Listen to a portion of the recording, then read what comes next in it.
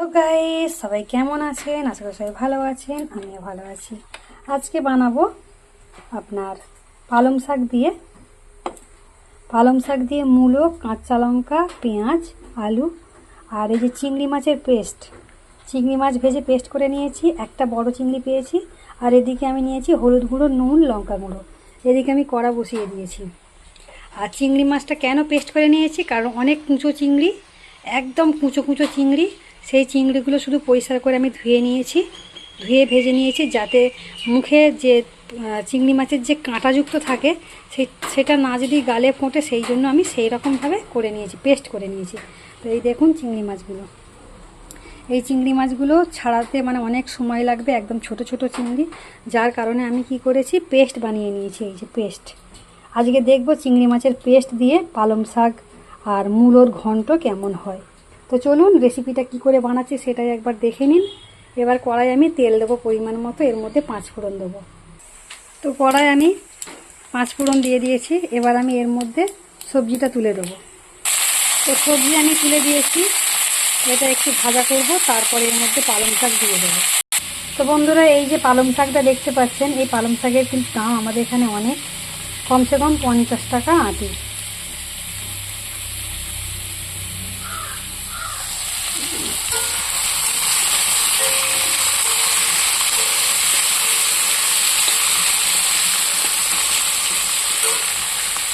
আর আজকে আমাদের এই যে মাছ দেখতে পাচ্ছেন, এতে রূপচাঁদ মাছ আছে, আর নদীর, এটাকে হয়তো বাটা মাছ বলে, আমি ঠিক জানি না, আমাদের এখানে অন্য নাম এর।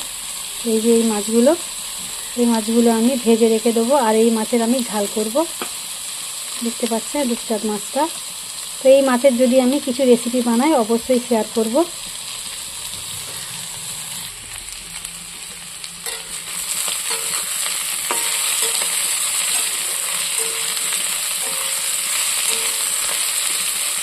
তো সবজিটা ভাজা ভাজা হয়ে এসছে, এর মধ্যে আমি পালং শাক তুলে দেবো। পালং শাকটাকে একটু ভেজে নেব।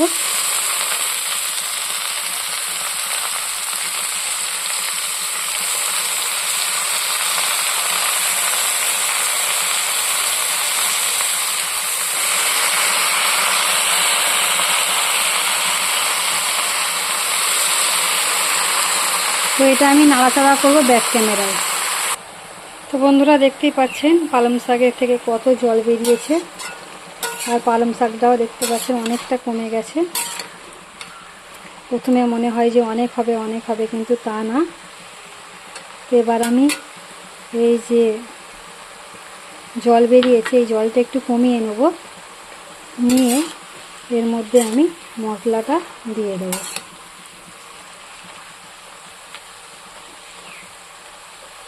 কতটা জল দেখতে পাচ্ছেন, এই জলেতেই পালং শাক হয়ে যাবে, এরকম একটা ব্যাপার। তো আমি এর মধ্যে এই যে মশলাটা দিয়ে দিচ্ছি। একটু সামান্য পরিমাণ চিনি দিলেও চলে, কিন্তু চিনি দেবো না, যেহেতু জীবনজনার বাবার চিনি খাওয়া মানা, তার জন্য চিনি দেবো না। চিংড়ি মাছ দিচ্ছি যেহেতু, টেস্ট হয়ে যাবে।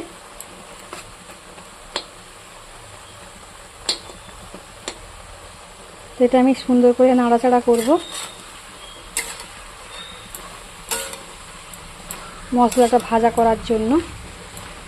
তো চলুন এটা ব্যাক ক্যামেরায় করে নিই, অসুবিধা হচ্ছে নইলে।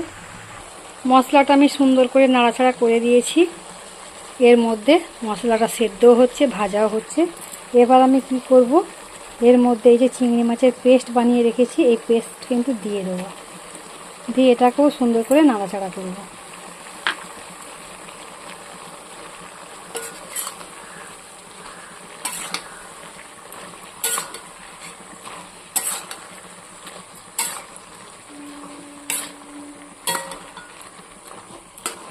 এটা সুন্দর করে নাড়াচাড়া করে নিয়ে তারপর দেখাচ্ছি।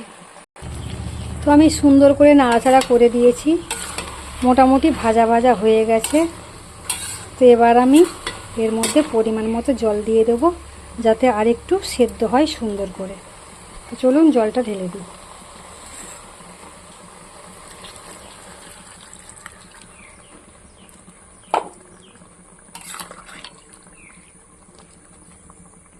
যেহেতু আমি ঘন্ট ঘন্ট করব, সেই জন্য একটু বেশিই জল দিয়েছি।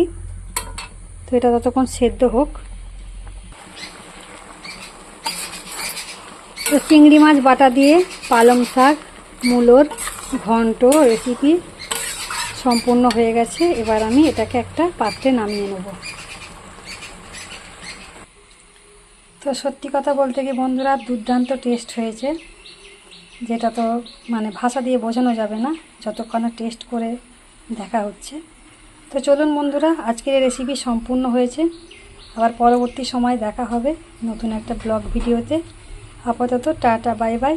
সবাই ভালো থাকবেন, সুস্থ থাকবেন, নিজের প্রতি খেয়াল রাখবেন। আর যে সকল বন্ধুরা আমাকে এখনও পর্যন্ত বন্ধু করেননি, প্লিজ ঝটপট করে বন্ধু করে নেবেন। পাশে থাকা বেল বাটনটা অবশ্যই প্রেস করে দেবেন, যাতে নতুন নতুন ভিডিও যখনই আমি আপলোড করব তখনই আপনাদের কাছে পৌঁছে যাবে। সবাইকে টাটা, বাই বাই।